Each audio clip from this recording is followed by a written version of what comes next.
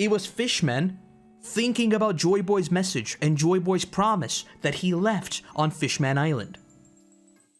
Chapter 1092. Kuma, the Tyrant... Okay. Oh. Well then. I guess it's time to get back to the revolutionaries. Kuma the Tyrant's Holy Land Rampage. Okay. Reader request. Jinbei being smushed by giant cuddly remoras. How do people come up with this sort of stuff? Where do I send in a reader request? Where can I send in a reader request of my own? Can I just send in like the wackiest thing known to man as a request? Marie Joie, the previous day. He's finally climbed up to the top. The invincible slave has returned. Soldiers stop him at once. We can't, he's unstoppable. He's hell-bent on reaching his destination, whatever that is. Okay. So, when they said a rampage, they really meant a rampage. He's even doing his little, well, I say little, it's actually the big paw thingy. And by the way, doesn't this, hold on. Yeah, I thought so. This is the third chapter in a row that is named after a certain character. Because we had Kizaru, we have Sentomaru, and now we have Kuma. Kind of want to go back to, hold on. Has someone checked this? Is there some sort of link to Sabaody? How the characters were introduced? In that order or something? Because in Sabaody, Kuma appeared first. I know that for a fact. Oh my god. You must answer for this historic destruction, Kuma. Is he actually going to pop off? Sentomaru was last, I believe. I think so too, yeah. So I don't think that works. It does. No, it doesn't. No, it doesn't. No, it doesn't. No, it doesn't. Alright. I thought it was like mirrored or something maybe. But no, I don't think it is. Fleet Admiral Sakazuki. These soldiers are worthless. Akainu, I'll know you that last night. I ordered the lobster and they had the gall to tell me they were out. What the hell is he talking about? This has never happened before. Oh, right, they're talking about the food supply issue. Right. Which, by the way, I still think is one of the coolest things we've seen the revolutionaries, like, get up to. Like, the fact that we're actually striking at their supply lines and stuff. I think that is really, really cool. Akainu can finally stretch up and move from his desk. Like, this is... the fact that the only time he actually gets to move is when literally Marie Joie is attacked has to be like him thinking, oh my god, finally, you know? Because he has been chained to the desk. I've been brutally injured just now. Hurry up and put that tyrant slave Kuma to death. Now I'm just thinking back to Bonney smiling. What the hell was in his memories? Do you think we would be rooting for Akainu to do something? I don't know if I root for him, but, you know.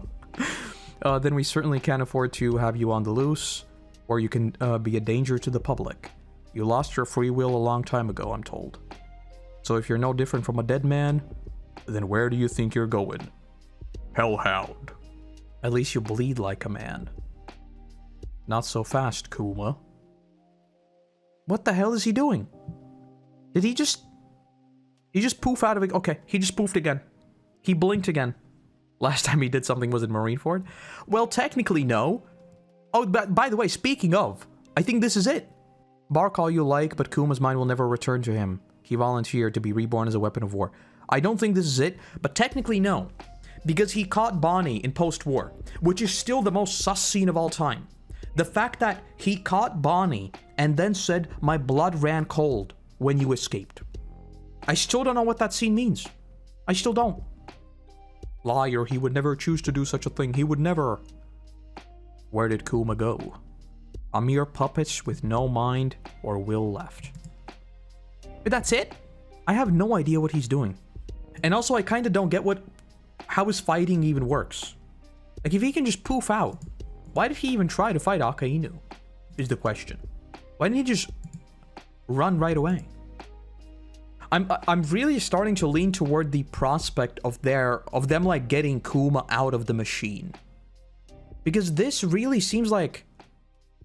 It seems like he is being sent in as an actual weapon. I have no idea. We need to talk about where he went later. We do, because I have literally no idea. I have no clue why he climbed up here. I have no idea why he just randomly did an explosion. I have no idea why he tanked a hit from Akainu. I have no idea why he then started running and then poofed out of existence. Like, this course of action makes no sense to me. I have no clue what he's doing. What if he needed a pit stop going to Egghead because he had to cross the red line? Maybe, but wouldn't he want to, like, at least try to, you know, keep low and sneak around? I think if his goal was to get to Egghead as fast as possible, he would have tried to, you know, at least, scoot around any potential enemies, whereas here he seems to be just tanking everything. At the same time, though, this is One Piece, so maybe he knows that he can just tank everything, and this is like to convey, his drive to get to Bonney or something, you know? That he literally just finds the straightest path, and he just does not stray from that path. And when he reaches Egghead, he'll be absolutely messed up. Something like that. You know, because if we have cyborgs running around, who says that, like, he doesn't know that Bonney is in danger through some sort of, I don't know, maybe she has a chip under her skin that's, like, tracking her, and he always knows where she is or something like that. I have no idea what's going on here, basically. I think the title is a bit misleading because people who translated from Japanese said it should be something like The Incident of Kuma Escaping or something like that. Point is, doesn't imply a big clash. I guess that's fair, but there kind of is a clash, you know? He is sort of wreaking havoc directly in Marie Joie. Anyway, let's keep going. We can come back to this a bit later. Egghead New World. Destroy the Sea Beast weapons. We've landed on the Fabrio phase. Secure the whole island. Admiral Kizaru has already breached the Labo phase atop the clouds. Okay, so Luffy is already in Snake Boy. Very powerful stuff.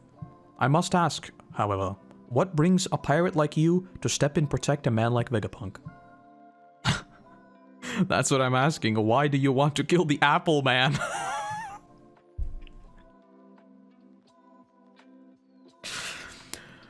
Oh my god, I love Luffy's nickname so much. Every time he, like, just spits out a nickname, which, by the way, this is one of my favorite scenes in the live-action version, when he talks about... What did he call Zoro's sword? I don't remember what he called Zoro's sword, but he called it something ridiculous. I love Luffy's nickname so much. Just one of my favorite aspects about Luffy. I also find it very spooky that Luffy is kinda going hard, but Kizaru doesn't seem that bothered. Kizaru seems kinda chill to me. He's a mindless robot, got activated, go to Egghead ASAP mode. He's a robot with a mind, programmed thing, and protect Vegapunk, something like that. Yeah, that's what I thought originally. That was my original thought, that he is, that he has some sort of, like, retrieval mechanism, and that's why he just literally went straight through the red line. Well, not through the red line, but you know what I mean. You know? Not sure, though. I don't want to. I don't want to kill him, obviously. I've known Vegapunk for a long time, so I'd appreciate you staying out of this. Acceleration is power. Well then. I've completed the Vegaforce 1, a giant robot, the dream of mankind. Well, now it's dead. What the hell? He just... I'm still trying to take in what just happened. He was talking to Luffy, then he was like, you know what, I kind of want to kick him again. So he poofed, however far this is, like at least 100, 200 meters away from Egghead, spun around, and then blasted Luffy again. Well then. I'm starting to become even more confident in my theory that we'll have to repair the ship. Not gonna lie, I think we might have a we're gonna go to Elbaf to repair the ship with the tree. Damn it, no! Our robot of dreams. How dare he? He's Sunny, alright. Straw Hat got knocked clean away. Kizaru, you monster.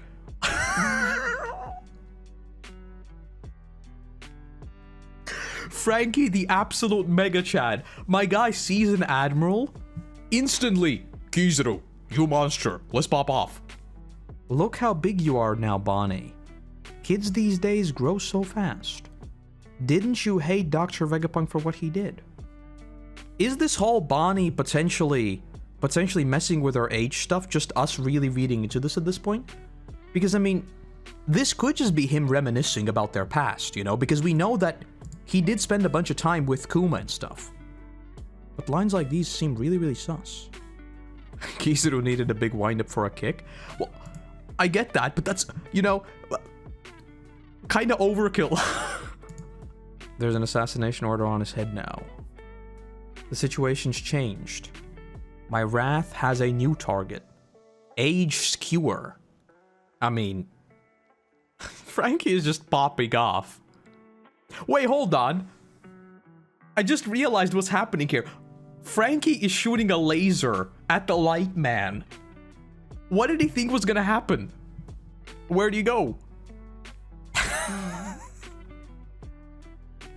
Frankie, you silly, silly boy. I mean, the ship's on its side. Surely it has to be at least a little bit damaged. The code is cracked. In your face, York. What? Damn it. No. Stupid geniuses. Frankie, we can lower the barrier now. Are the Vega Force 1 and your ship around the back now? Well, our ship is on the side, and Vega Force 1 is unfortunately dead. So we are kind of in a bit of a pickle. Frankie is like, this is bad, this is bad. I mean, you know, it's kind of like throwing a bit of water. Wait, what happens if you throw some water on Aokiji? Like seawater, I mean. Can he freeze it instantly? What happens if I just throw water on Aokiji? Because Frankie is firing a laser at the laser man. You know, nothing happens. But what about water on the water man? Or the, well, I guess he's the ice man, not really the water man. But, you know. Your escape plan is a failure, Vegapunk. I have blown your so-called giant robot of dreams to smithereens. What a mega chat. Kizaru, when did you get here? Please understand, this is very difficult for me too. I'd rather not try it out.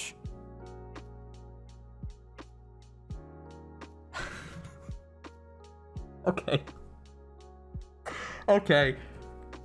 Okay. This is already one of my favorite panels of all time.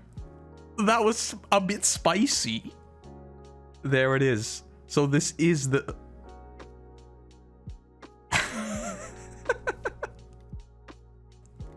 Luffy just grabs an admiral like a goddamn snack.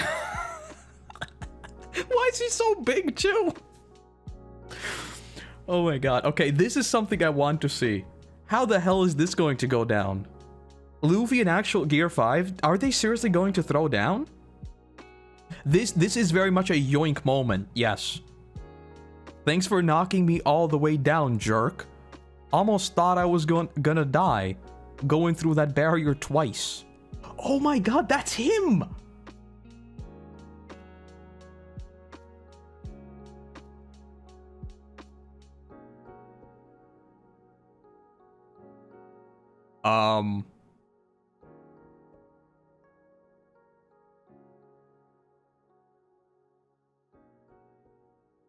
Should have expected this. Should have expected this. I should have expected this. You know what you call a conspicuous robot that is focused on for a long time and is supposedly dead, and there is nothing of interest among the rubble except the robot? That is what you call a Chekhov's gun. Okay. A warrior of liberation, and his army is a giant robot. Isn't that interesting? Isn't that very, very interesting? And now the incidents. We have an ancient robot awakening. And we still have Blackbeard's ship doing something. What's interesting is he woke up 200 years or so ago. I don't remember that. Was that in one of the chapters that we first saw that he has already been awoken? 200 years ago, what would that even be? Wait, hold on. No, it's no, it's not. Never mind. One Piece timeline. And yes, the drums of liberation. Why didn't it awaken when Luffy was fighting Lucci? Because that was also in Gear 5. Right, the Iron Giant appears and attacks Marie Joie, but runs out of energy before causing damage. I remember this. We talked about this. 200 years ago. I mean, maybe you can say that it didn't awaken when Luffy was fighting Lucci because he wasn't going all out? Maybe?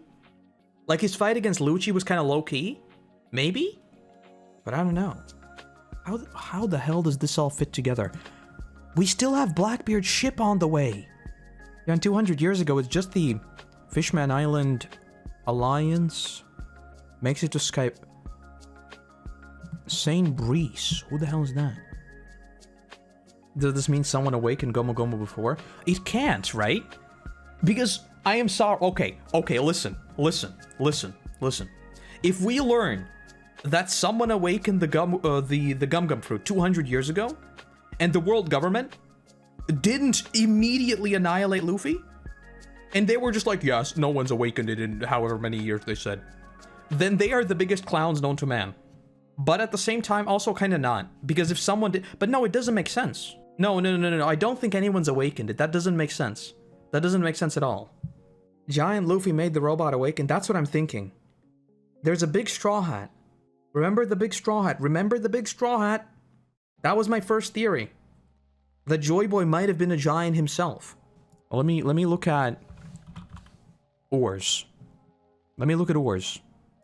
Oars was born 659 years ago. It must have been Luffy that awakens it, right? But it also can't be. Because if 200 years ago it was also awakened, what the hell happened 200 years ago? Maybe it is... Maybe it's not Luffy, but I also don't think it could be that. Maybe it's like... Maybe it's just like the spirit of freedom or something like that like awakens it, but that doesn't really make sense either. I think there would have been too many contradictions if someone else awakened. Exactly, yeah, that's what I'm saying. It just makes no sense whatsoever if there was someone who could awaken it before. And 200 years ago, that's not a long time. 200 years ago, history should be, like, pretty solid. That's why Elbaf is an island we're visiting almost the last. Too much lore dump will happen there. Yeah, and that's what I'm thinking, right? If it's... Luffy said, my heart is beating funny, it sounds funny, right? So the heartbeat's noise is an actual thing. It's not just like Luffy being, oh, I'm being so wacky, I've had too much coffee, now I'm wacky, you know? It is an actual thing, okay? And we focus on like the beat of his heart, and that is the drum. And there's a big straw hat, and there's a giant that is supposedly on the same side as Joy Boy once was. Theoretically. So but I'm just wondering why was another straw hat made? Because my thought process was always that the straw hat is a replica to like hold on to the memory of the true Joy Boy, right? And that's why it was low-key hidden and passed around between Roger, then Shanks, and then Luffy. But still, I don't see how all of this fits together. I think we're missing a crucial piece about those 200 years. Because the thing is, like, if you scroll back to 200 years ago, the funny thing is, like, 300 years ago, it's just some random Germa lore, and 188 years ago, it's just Hacha was born. And nothing around there happens. Like, there are no mentions of what happens around those 200 years. That is like a quiet period. Making Joy Boy a giant makes sense. 100-year void century is like a third of a giant's lifespan. So Joy Boy was used for 100 years. Maybe. I think it is fair to assume that it's actually awakening and it's going to do something, but that's also not 100% given. You know, I think it doesn't make sense for its eyes just to briefly flash and that's it. I think it is going to do something, but we don't know that it will. That's just something worth noting. Because I'm thinking, like, 200 years ago, right, there's the ship. That's the only bit of information we have. That there was a ship that reached Skypiea, but vanishes without a trace. And that is the ship that we see later on, right? And we know that Skypiea now has a whole bunch of links to Joy Boy. What if it has something to do with the bell? And runs out of energy before causing damage. So, we know that the Gum Gum fruit was recaptured 13 years ago, right? Yeah, 13 years ago, the fruit was stolen. I'm just thinking, like, the fact that it ran out of energy before doing something. Maybe it's not that the fruit was awakened, but that it was close to being awakened, maybe? But I don't know, that feels like me grasping at straws. Bonney fruit has the weirdest powers of fruit of them all. No cap, even Lost fruit makes more sense. Yes, Bonney's fruit literally makes no sense whatsoever. Because, like, why was Dofi, like, worried about the immortality surgery if Bonney's fruit exists? How? If she can change the age of herself, even if it is time limited, why wouldn't he do it? I would guess that the immortality surgery is like a lot more permanent, but wouldn't Bonney's fruit technically do the same thing? I do find it very suspicious that it is. 400 years ago, it is Nolan's story. 200 years ago, it's a random ship that made it there, but vanishes. I think my only current line of thinking is that it might have to do something with the bell. With the Skypiea bell. But even that, I feel like is like, it makes no sense. Hold on, let me look at the Iron Giant's history that we know. I like how I've just switched to the... I've said this before, but whoever is, like, contributing to the One Piece wiki is the absolute GOAT. One Piece has too many things to keep in mind, so I'm just, like, literally now going through the wiki. So it was originally created 900 years ago, okay, that we know. 200 years ago, it suddenly appeared out of nowhere and attacked Marie Joie, but ran out of energy before causing damage. Yeah, and in the trivia section, Robin also suspiciously noted that it is the same year. I just wrote it off, but... Okay, hold on. Let me get my tinfoil hat, okay? I've looked at the trivia. I've looked at the Iron Gates. I think that is a development studio. Iron Giant wiki page, and this has me thinking. Robin mentioned that it's the same year that discrimination against fishmen became an issue. You do not write that in unless it is important. Like, you literally do not write that in. I don't think that is a red herring. Not a joke. I don't care that it's fishmen and I say a red herring. It's not a joke. So if it is in some way linked to the concept of freedom, and it briefly awoke because it wanted to fight for freedom, but it ran out of power. I'm just thinking, like, if Luffy can manipulate everything around him, you know? What if he can... But that also doesn't make sense. I'm just thinking, like, this is, like, going completely off rails. What if he can imbue Haki into, like, literal things, and he can control an entire army of robots with Haki, because he can manipulate everything around him? So, like, 800 or 900 years ago, whenever this was an army, they were all literally controlled by Joy Boy. And then, like, 200 years ago, he had a little bit of juice left, so he detected that fishmen are being oppressed, and he was like, you know what, it's time to pop off. But he quickly ran out of energy. That is the only way I can see this working. Yeah, I don't think it's another fruit user or anything like that. I think it is literally just freedom. Basically, current theory. The giant is activated by a drive for freedom and the spirit of freedom. 200 years ago, there was no Joy Boy. There was nothing to do with Joy Boy. It was fishmen. It was fishmen thinking about Joy Boy's message and Joy Boy's promise that he left on Fishman Island. That's what they were thinking about, and that's why he awoke, thinking that Joy Boy's promise must be fulfilled, but there was no Joy Boy, therefore he ran out of energy. We figured it out. There it is. That's what happened. That's exactly what happened. The fishmen were oppressed, and they prayed for Joy Boy, which we heard back in Wano. Who's Who said that people were praying for the sun god Nika. That's what's going on here. We figured it out. Great. So that mystery is solved. As for what's going to happen, I like how this chapter has Luffy fighting an admiral one-on-one, and I'm talking about a giant. Kizaru talking about how she grew up so fast confirms my theory about her age, but then what the hell? I don't think it necessarily confirms the theory, because I do think that just saying kids these days grow so fast, it does seem very on the nose, and I get what you're saying, but I wouldn't call this an outright confirmation. I do think that there is now a lot of evidence, and there is mounting evidence, that whatever Bonney's age is, this is not it. But I'm also not entirely sure. Bonney right now is an absolute enigma to me. The fact that she went walking through the paths, saw Kuma's memories, now she's back, and now she's sort of happy, and now everyone's like constantly talking about how, like, the elder mentions how she's like a little girl or whatever he said. And now he's saying kids grow up so fast. And then there is Akainu saying, my blood ran cold. Is she like one of the highest royals or something ridiculous like that? I swear to God, if she's another princess, If Luffy accidentally meets another princess, and this isn't like the Princess of Alabasta, the Princess of Dressrosa, she is literally like the princess of the entire world, I'm a mauled. I swear to God, if that's what this is, because I'm just thinking like, Kuma being a separate race, and then Bonney in all of this, and then the world government being worried about her. None of this fits together for me. This is when One Piece is at its best.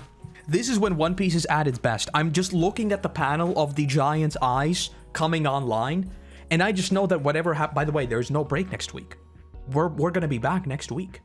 So I'm looking at his eyes, and I'm just like, whatever's coming is big. And I'm gonna be here for it. She wasn't aging herself while fighting. It was almost like she was using Luffy's Gear 5 powers and imagining strong arms, long arms, etc. I've got no idea what she's doing, I'm gonna be honest. I have no clue how her power works. Sometimes it's just an aura around her. Sometimes she wants to hit things. I don't get it. I don't know how much of this is also hockey nonsense, you know? Like when it comes to these sorts of... It's kind of like the JoJo problem in a way. Some of JoJo's powers are like so extremely niche, and they're like so extremely broken that you don't understand them. You know, like if you've read JoJo, I'm just gonna say the Calamity, right? The fact that there is probably, let me look it up. There is probably a 30-minute video on how the Calamity works. Calamity JoJo. There's a 10-minute video on the Calamity, which is honestly kind of surprising. I think D4C probably is a bit more complicated than that, actually. Well, anyway, is what I'm getting at. When it comes to hockey and their powers combined, that's when I feel like it gets very, very hard to say what's really happening. Because hockey is sort of a soft magic system, devil fruits are a very hard magic system. And mixing them together is kind of wacky sometimes. Isn't Bonney technically the princess of our country? Technically, yeah. Technically, she is. Yes. Technically, she is already a princess. But what worries me is not that she is a princess, but that she is a princess with links to the world government. And like, how many times has she been snooping around Marie Joie now? She's been there. She was there for the Reverie. I think that's it, actually. I think she was there just for the Reverie, because I mixed up. We saw the Reverie, and then we saw the Reverie again, and then we saw the Reverie again. I think that's why I got a bit confused. But whatever the case, she was snooping around. Okay, I'm gonna look at her wiki real quick. Hold on. Relationships, there we go. Bartholomew Kuma, the former king of the Sorbet Kingdom. There is a panel of Bonney and Kuma. And Bonney is a small child. And Kuma is relatively young. So in that sense, I don't think there is like any shenanigans with how old she is. But I also find it very, very curious. Why does it keep getting brought up? But why do they keep bringing it up? Imagine if all of this, imagine if none of this is like sus, and it's just Oda constantly just wanting to joke around with the fact that she can change others' age. Imagine if all of this is just one big joke. I kind of want I'd be interested to hear what like natively Japanese people say about this, because it is kind of a pun, you know. If you have a power that can change others' age, I'm just thinking back to that scene in Sabaody, right, where she turns all of the Marines into children. So like him showing up and just saying, "Oh, kids grow up so fast these days." It does seem kind of like a pun to an extent, because these pictures do check out. I don't know what's going on with Bonney, basically. Whatever she saw in the memories, whatever is going on, she clearly has some sort of links to the world government. Whether that is just them wanting to get to her because they don't want her to get to Kuma, or something else, there is clearly something there. Something. I guess I'll give it a rating, and that's it for today, because I think I'm going in circles at this point. Like, I'm not even paying attention to the biggest fight we've ever seen. You know? Luffy versus Kaido? Cool. But that was a pirate versus pirate. Luffy versus an admiral with Saturn on the shores? Now that's a yikes. I do think that this whole incident are the Straw Hats winning. And I think it's not just the Straw Hats winning, but it's them winning decisively and something else happening, which I suspect is the Blackbeard ship, which we still need to talk about. The Blackbeard ship is what has me stun-locked. I think it's Katarina. I think it's Katarina, and whatever she's going to do is going to be real messy. That's it. Those are my theories. Those are my theories. Funnily enough, some creator got focused on animal agenda so much they didn't notice the significance of the robot and Kuma.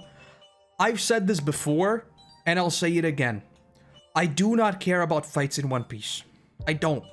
They are good, and when they're the best when they convey story. Other than that, I do not care about fights at all. And now that we're in the final saga, I do think that, like, Luffy being... I keep saying this, and I still think it is true. I do think Luffy needs to be knocked down a peg, but I don't think that's gonna happen here. I don't. I do think Luffy needs to take an L, because otherwise the final saga will kind of be too smooth sailing. But I don't see that happening here. I have no Admiral agenda at all. I have no Warlord agenda. I have no, actually there are no more Warlords. I have no, Emperor agenda. I don't care. In this instance, I think Luffy wins. Anyway, rating for this chapter is another 9.95 out of 10. Very good. Big giant, big mystery. Big straw hat. That's all I have to say. These chapters are insane. Luckily, though, there is no break next week. But what scares me is the fact that there is no break next week, and next week we might not even get Egghead. That's what scares me the most. Because keep in mind that we still have the revolutionaries, also knowing that Kuma is doing something. Maybe Dragon's gonna do something. Imagine if next chapter Dragon does something. Now that would be insane. That would be absolutely glorious. Anyway, I'll leave it there for today. A wild chapter as usual with Egghead. And I guess we'll see what happens next week. I want to see what happens with the giant. It's the only thing I care about. Only thing I care about. It's gotta be freedom. Nothing else makes sense. Shows how much Oda was hiding, and we've had lots of mysteries, and we're getting, mysteries for like 30 chapters. That's something I want to keep in mind all the time. We are in the final stretch. These mysteries and these big fights can go down, and that's something I need to tell myself. Because the first thing I thought was Luffy won't fight Kizaru at all. He is fighting Kizaru right now. We can have these things, like, revealed now. Anyway, have a wonderful start of your week, and then I'll see you whenever I see you. Alright, have a good one. Bye-bye.